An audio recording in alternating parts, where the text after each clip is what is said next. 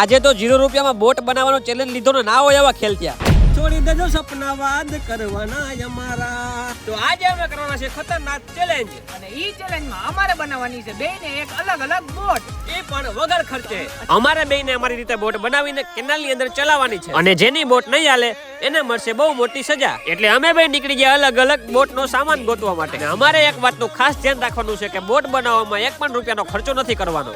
એટલે અમે પહેલા અહીંથી એક થર્મોકોલ લઈ લીધું. પછી અમે હોઈ ગયા ભાઈની ઘરે, ત્યાંથી અમને કેટલોય ભંગાર મળી ગયો. ને પછી અમે બધો ભંગાર ભેગો કરીને નીકળી ગયા કેનાલ બાજુ. ને સામાન ભેગો થઈ ગયા પછી એક લાકડાને વચ્ચેથી કાપીને બોટ બનાવવાનું કામ ચાલુ કરી દીધું. તો આ લોકો પણ એનો સામાન લઈને આવી ગયા, એટલે અમે બે એક સાથે બોટ બનાવવાનું કામ ચાલુ કરી દીધું. પછી ફાઇનલી અમારી બોટ બની ગઈ, અને આની બોટ પણ બની ગઈ. હવે તમારે કોમેન્ટ કરવાની છે કે કોની બોટ 0 રૂપિયામાં બની છે.